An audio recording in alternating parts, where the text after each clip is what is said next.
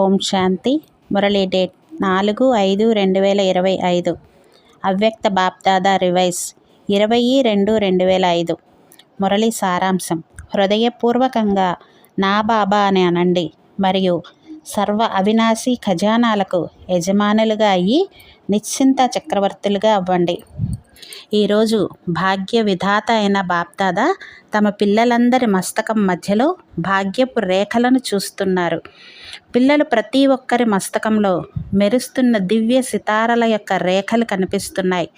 ప్రతి ఒక్కరి నయనాలలో స్నేహము మరియు శక్తి యొక్క రేఖను చూస్తున్నారు. నోటిపై శ్రేష్ఠ మధురవాణి యొక్క రేఖను చూస్తున్నారు. పెదవులపై మధురమైన చిరునవ్వు యొక్క రేఖ మెరుస్తూ ఉంది. హృదయంలో హృదయాభిరాముడి స్నేహంలో లవలీనమై ఉన్న రేఖను చూస్తున్నారు. చేతులపై సదా సర్వ ఖజానాల సంపన్నత యొక్క రేఖను చూస్తున్నారు. పాదాలపై ప్రతి అడుగులో పదమాల రేఖను చూస్తున్నారు. ఇటువంటి శ్రేష్ఠ భాగ్యం మొత్తం కల్పంలో మరెవ్వరికీ ఉండదు. అవినాశీ బాబా ద్వారా అవినాశీ భాగ్యము ప్రాప్తించింది. ఈ సంగమయుగంలోనే అనుభూతి చేస్తారు. విశేషమైన ఈ సంగమయుగ ప్రాప్తి అతి శ్రేష్టమైనది. ఇంతటి గొప్ప భాగ్యము యొక్క ప్రాప్తి కొరకు పురుషార్థం ఎంత సహజమైనది. కేవలం హృదయపూర్వకంగా తెలుసుకున్నారు, అంగీకరించారు మరియు నా బాబా అని తమవారిగా చేసుకున్నారు. నేను బాబాకు చెందినవాడిని, బాబా నావారు అని హృదయపూర్వకంగా గుర్తించారు. పొందాల్సినది ఏదైతే ఉందో అది పొందేశాము. పరమాత్మని ఖజానాలో అప్రాప్తి అనే వస్తువు ఏదీ ఉండదు.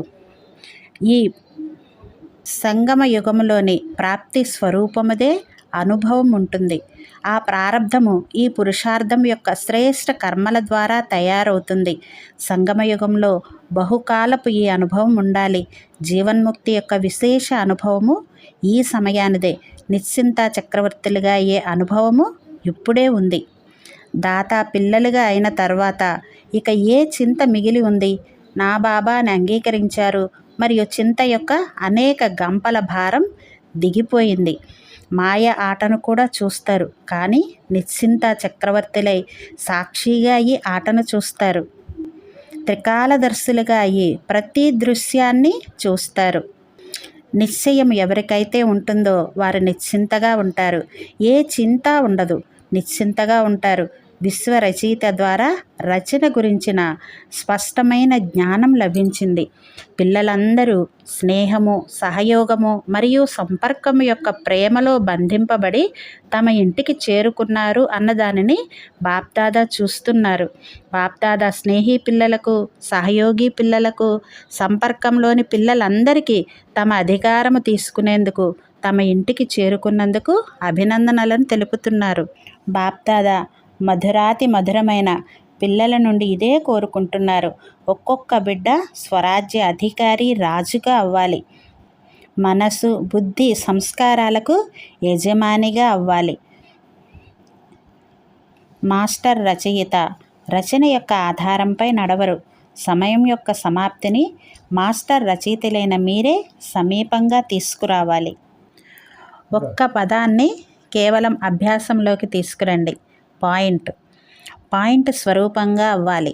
వ్యర్థానికి పాయింట్ పెట్టాలి మరియు మహావాక్యాలు ఏవైతే వింటారో ఆ పాయింట్లపై మననం చేయాలి. పాయింట్లు గుర్తుపెట్టుకోండి, ఫుల్ స్టాప్ పెట్టండి, బిందువుగా అవ్వండి. ఈ అభ్యాసాన్ని రోజంతటిలో మధ్య మధ్యలో చేయండి. ఎంత బిజీగా ఉన్నా కానీ ఇది ప్రయత్నించండి.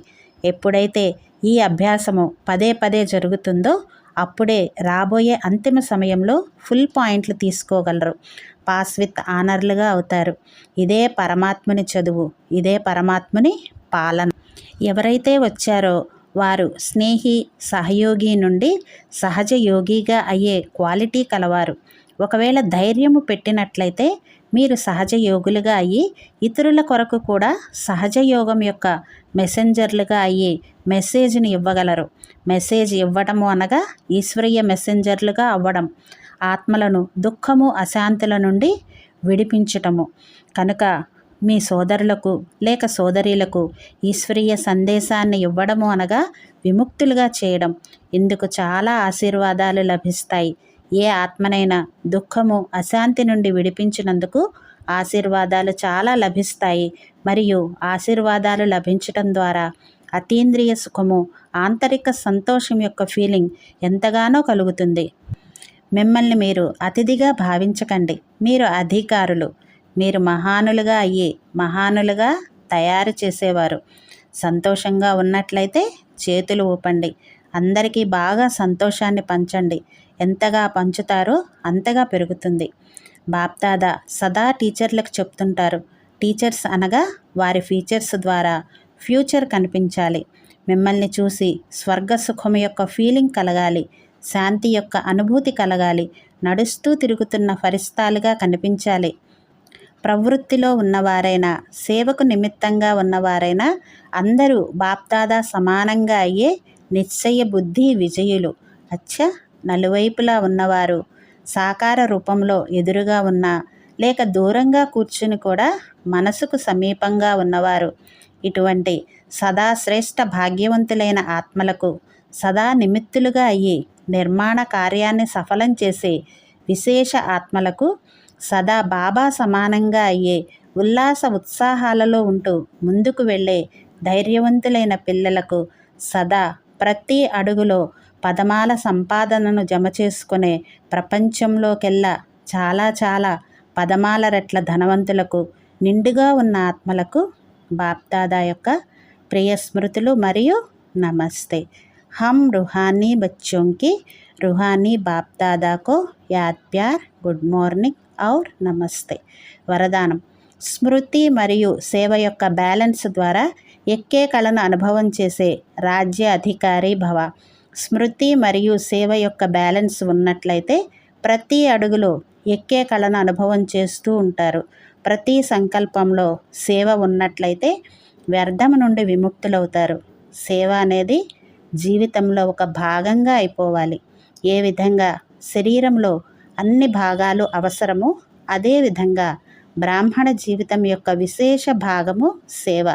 చాలా సేవ చేసే అవకాశం లభించటం, స్థానం లభించటం, సాంగత్యం లభించటం ఇది కూడా భాగ్యానికి గుర్తు. సేవ యొక్క అటువంటి బంగారు అవకాశాన్ని తీసుకునేవారే రాజ్య అధికారులుగా అవుతారు. స్లోగన్: పరమాత్మ ప్రేమ యొక్క పాలనా స్వరూపము సహజ యోగి జీవితం. అచ్చా, ఓం శాంతి.